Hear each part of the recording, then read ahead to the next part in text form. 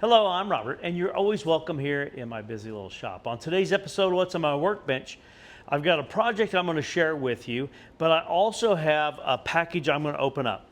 So we'll get over here on the workbench. It's a surprise too. I have no idea what's in this package, so we can be surprised together.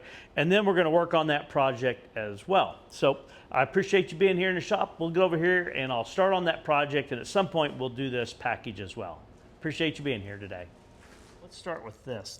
This is our project today. I need to make a belt just like this one in the correct size. This is the belt that I call the Oregon Trail. Obviously it's in black with blue thread.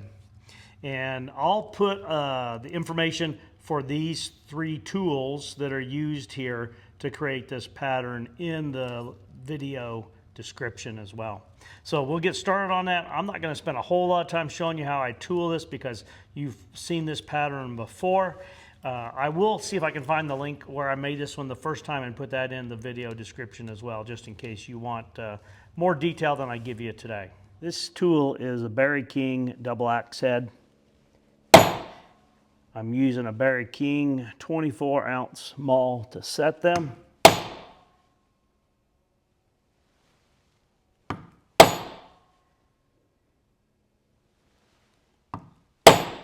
I'll put a list in the video description of the tools and supplies used in this video. Next, I'll come through here and crown each of these axe heads.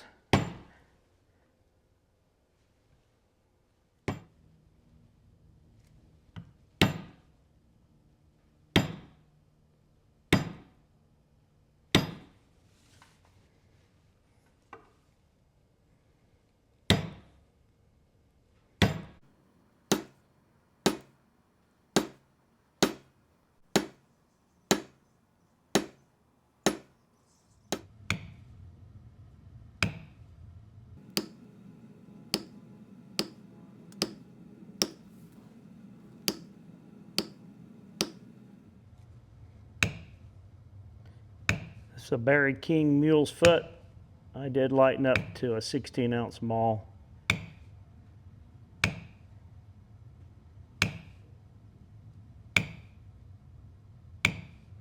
Let's take a look here and see what I have.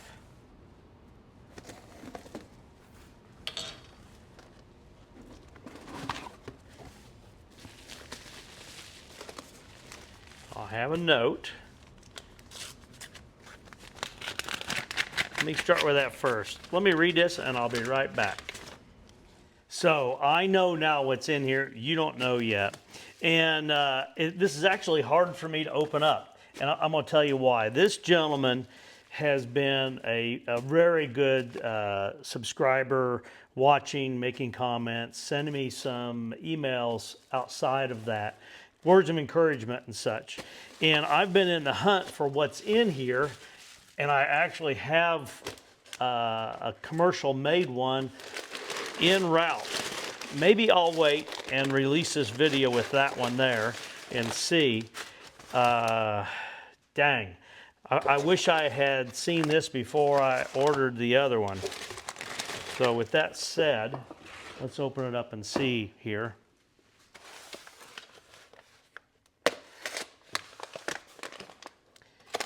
He expressed that my videos had kind of encouraged him and helped him to, take leatherworking, which is new to him, in a different direction, or improve that, or encourage him to build upon that. And he did woodworking as well, which I used to do more of it than I do currently. It's starting to show some shape here, so you're maybe going to have an idea of what this is.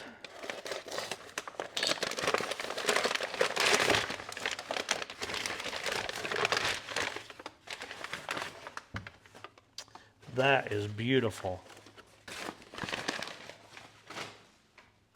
He talked about noticing my frustrations with the current stitching pony that I have. The Howling Wolf Leather. I thought I said Lone Wolf first, but Howling Wolf Leather.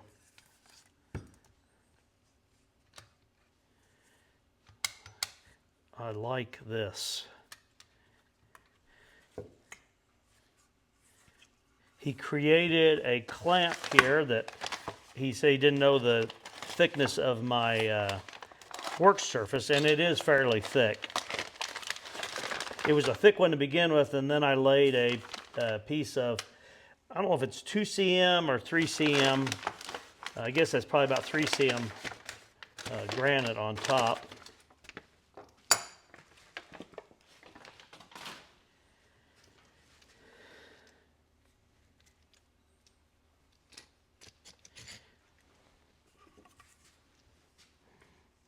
I'm going to clamp it here just really quickly. This isn't where I usually work.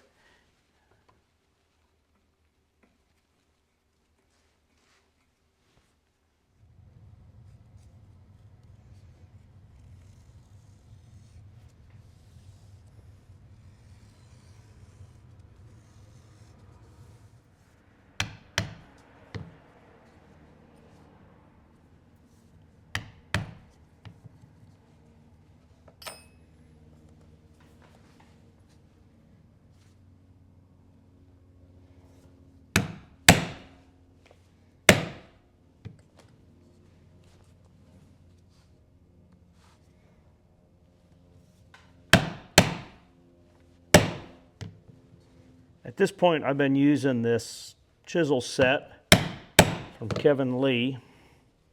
I purchased these about a month ago. And this is the 10 tine. And it works really easily. It comes out easy as well. Definitely moves along faster than the previous 6 tine that I had from Weaver.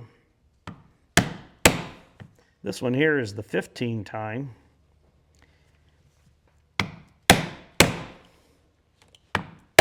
Obviously a little more effort to drive it home than the 10 tine, but it sure does speed things along.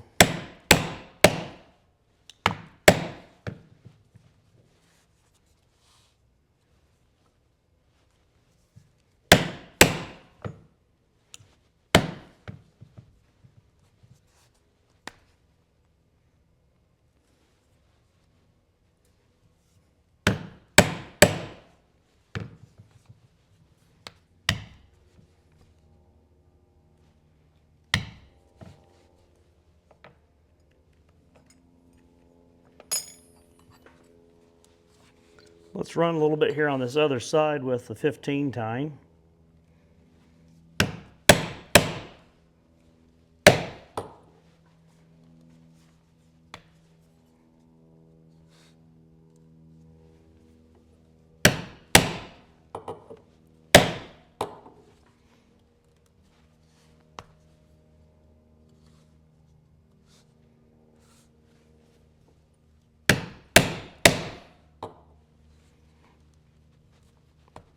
Tell you what, this makes nice fast progress compared to my old stitching chisel.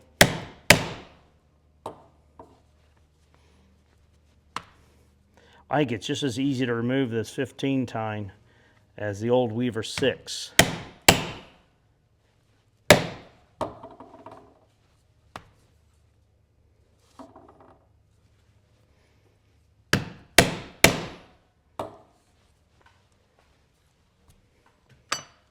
But let's play with this one here. I know I've had some people asking me if I've tried it yet. Yep, 20 tines.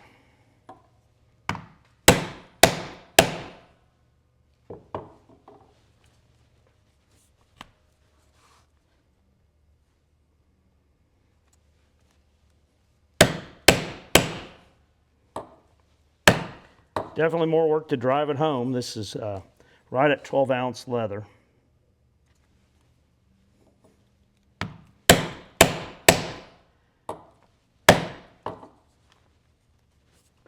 Not sure it's much different removing than the 15 tine.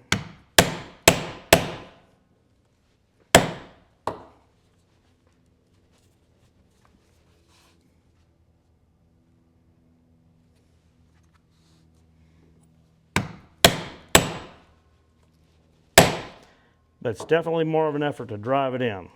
That's a lot of holes being made. The original set has the 1, the 2, the 5, and the 10. I'll go back to this.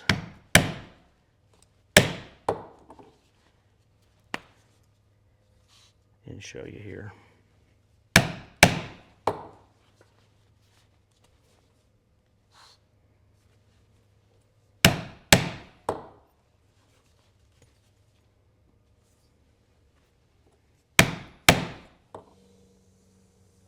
The 20, the 15, the 10, the 5, the 2, and the 1. Kevin Lees.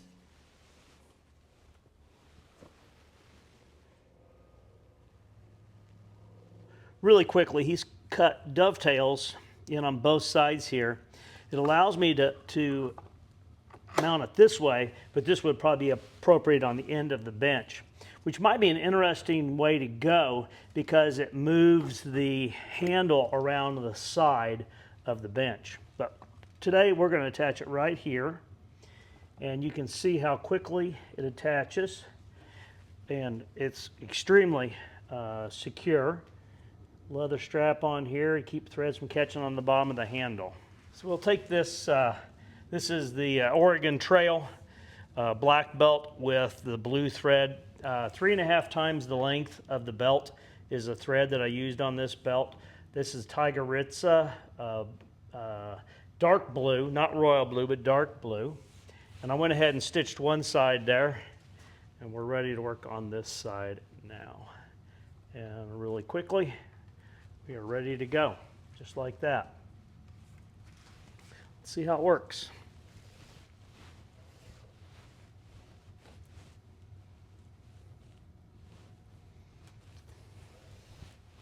I really appreciate William sending this to me. That was really nice of him. In case anyone's wondering, I asked him if he was interested in taking orders on these, and he said he's not set up for production on something like this. He had just thought maybe he would make one for me since he was updating the version for himself, and I tell you what, I really appreciate it. It's very well made. I think he could sell these if he was so inclined, but it might be like us with Leathercraft, that unless you have equipment set up and highly computerized and such, it's probably hard to make these and compete with someone. But the same with such as belts, where people are willing to pay for something handmade by a local artisan. He might find himself surprised if he were to do that. But yeah, maybe leave some notes what you think of the design. I like it. I didn't ask him. I ended up talking to him on the phone. I didn't ask him if he had found plans somewhere or if he just created this himself. We'll let him answer that part of the question in the comments section. And I'll pin his comments at the top. So if you so inclined to leave any comments or questions, and let him know what you think of the construction. But I tell you what, I see nothing here that I would change. I was a little concerned about the depth in here down to where that screw mechanism is. But really, I mean, I have had a few times where I've put projects further down in the throat. But I've said before, I'm a belt guy making other things. And for me and my belts, this is awesome. Looks like there's probably about 7 inches from the top of this mechanism to the top of the jaws here. So let me go along a little further here, and then I'll probably do a wrap up. I'm not sure we need to see the complete belt being made. I just thought I would take you along on this adventure.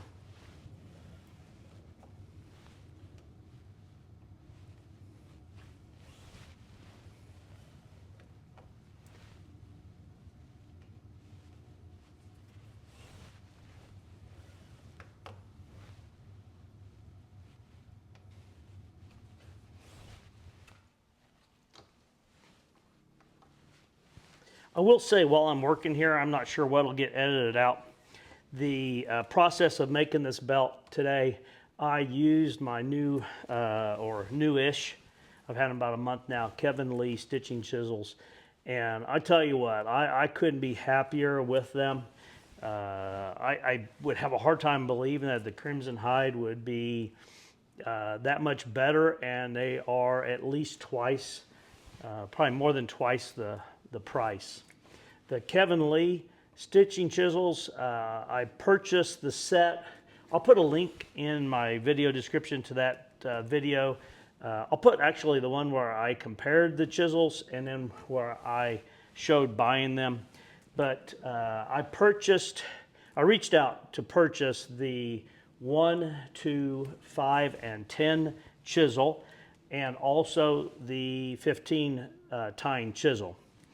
And he sent me, along with a few other tools to test, a hammer and wing divider, he sent me the 20 tine chisel. Let me show that to you real quick here. For perspective, that's my weaver set. This is the 15 tine and the 20 tine. And I used the 20 tine in making this belt. So in case it wasn't still in there when I get done, I wanted you to see that I had used that stitching chisel. The 20 tine is a little bit harder, obviously, to remove than the 10 tine, but you can really move along fast. There probably is some limitation on using the 20 tine on narrow projects, because a lot of times you can get some bend or deflection in the straightness of the strap, and if you're not careful, that can make your stitching line vary from the edge. So you have to, pay a little bit more attention on there. But this belt here was layered up, 12 ounces, and then I put the stitching holes in, which is kind of how I normally do it, but I just said that in case anybody was wondering there. Well, there you go. I'm not sure, am I showing that or am I showing this? Well, the belt came out beautiful. I need to deliver this tomorrow, so Wednesday I'll be delivering this.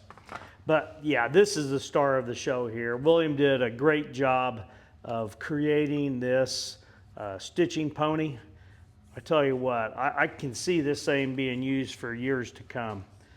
Every part of it, every detail of it is very well thought out and created. There's no rough edges on here anywhere. I appreciate that. That was really a nice gift from Howling Wolf Leather. William, you'll see him in the comments there, but created just this beautiful stitching pony here. I'm just really amazed at the quality that he could come up with there. I'll see if I can talk him into maybe making some for you guys.